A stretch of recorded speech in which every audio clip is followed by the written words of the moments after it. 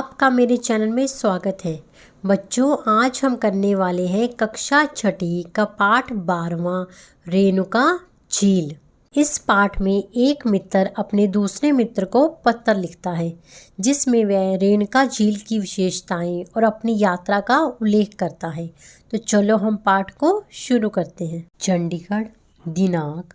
प्रिय मित्र उल्लास, नमस्ते। मैं पिछले सप्ताह अपने माता पिता एवं भाई आकाश के साथ हिमाचल प्रदेश के सिरमौर जिले में रेणुका जी घूमने गया। रास्ते में हम त्रिलोकपुर, नाहन और पावटा साहिब भी गए।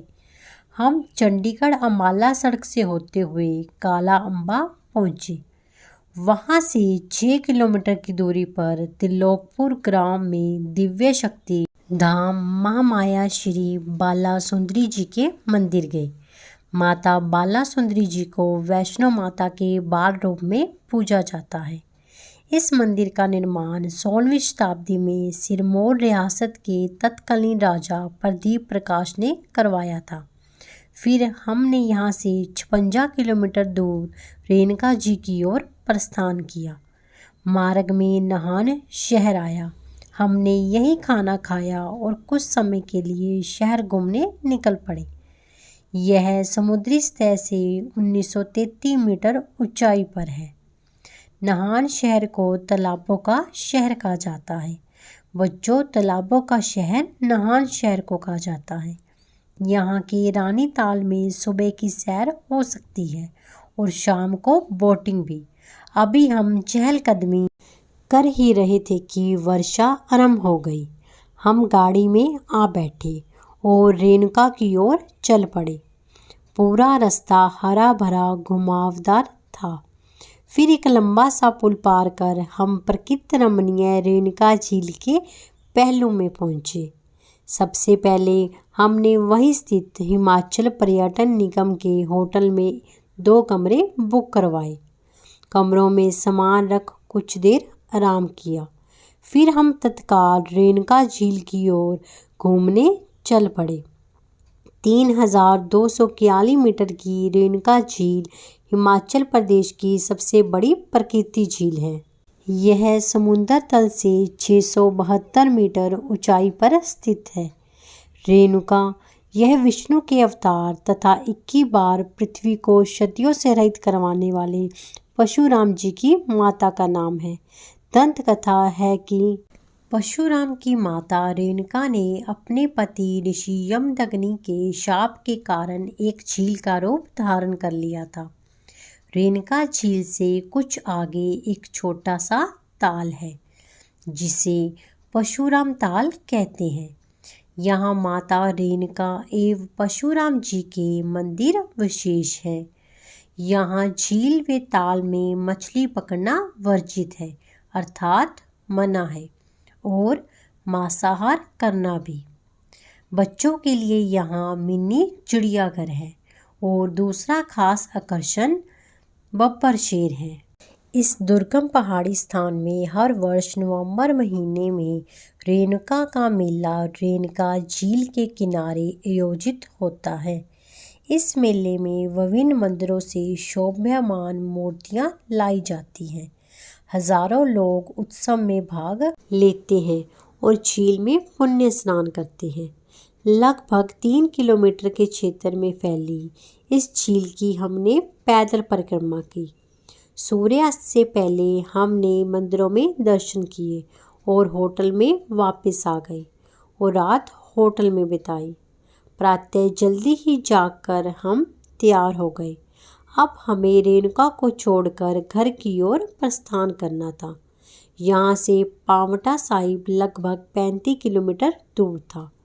पावटा साहिब में गुरु गोबिंद सिंह जी कई वर्षों तक रहे। आज पावटा साहिब एक तीर्थ स्थान के रूप में प्रसिद्ध हो चुका है। हमने यहाँ माथा टेका एवं लंगर खाया। फिर हमने चंडीगढ़ की ओर प्रस्थान किया। सचमुच यदि तुम भी साथ होते तो बहुत आनंद आता। तुम्हारा मित्र क्षितिज। अब हम इस पाठ के एक वाक्य वाले प्रश्न उत्तर करेंगे। प्रश्न: क्षितिज अपने माता पिता एवं भाई के साथ कहाँ घूमने गया? उत्तर, क्षितिज अपने माता पिता एवं भाई के साथ हिमाचल प्रदेश के सिरमौर जिले में रेणुका झील घूमने गया था। प्रश्न, श्री बालासुंदरी जी का मंदिर कहाँ पर है? उत्तर, श्री बालासुंदरी जी का मंदिर काला अम्बा से 6 किलोमीटर की दूरी पर त्रिलोकपुर ग्राम में स्थित है। प्रश्न, तालाबों का शहर किसे कहा जाता है? उत्तर, नाहन को तालाबों का शहर कहा जाता है। प्रश्न, रेणुका जी किसकी माता थी? उत्तर, रेणुका जी परशुराम की माता थी। प्रश्न, रेणुका का मेला कहाँ आयोजित किया जाता है? उत्तर, रेणुका का मेला हर वर्ष नवंबर महीने में रेणुका झील के किनारे आयोजित किया जाता है। प्रश्न, पांवटा साहिब गुरुद्वारे का संबंध किस गुरु से है? उत्तर, पांवटा साहिब गुरुद्वारे का संबंध श्री गुरु गोबिंद सिंह जी से है। अब हम इस पाठ के 3-4 वाक्यों वाले प्रश्न उत्तर करेंगे। प्रश्न, नाहन शहर की विशेषताएं लिखें। उत्तर, नाहन शहर की विशेषताएं। नंबर 1, नाहन को तालाबों का शहर कहा जाता है। नंबर 2, यह समुद्री सतह से 933 मीटर ऊंचाई पर है। नंबर 3, यहाँ के रानी ताल में सुबह की सैर हो सकती है और शाम को बोटिंग में। नंबर 4, नाहन में मंदिर, मस्जिद, गुरुद्वारे और चर्च मौजूद है। प्रश्न, रेणुका जी से संबंधित दंत कथा लिखिए।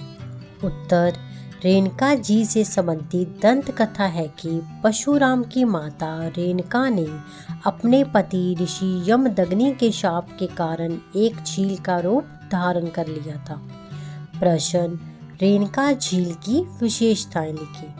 उत्तर, रेणुका झील हिमाचल प्रदेश की सबसे बड़ी प्राकृतिक झील है। यह समुद्र तल से 672 मीटर की ऊंचाई पर स्थित है।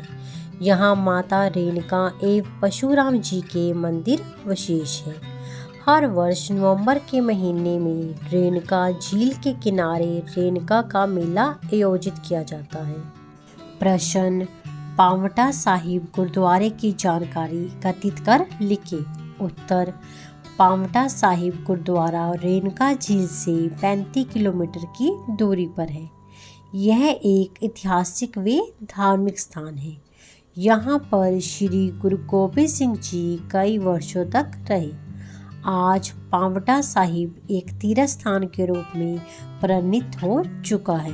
उपयुक्त शब्द भरकर वाक्य पूरा करें। हमारा पहला वाक्य है, नाहन को डैश का शहर कहा जाता है। बच्चों, नाहन को किसका शहर कहा जाता है? तालाबों का। पूरा रास्ता डैश घुमावदार था, हरा भरा। डैश झील हिमाचल प्रदेश की सबसे बड़ी प्राकृतिक झील है, रेणुका। डैश में गुरु गोबिंद सिंह जी कई वर्षों तक रहे। बच्चों, गुरु गोबिंद सिंह जी कहाँ रहे थे? पांवटा साहिब। बच्चों के लिए यहाँ मिनी डैश है, चिड़िया घर।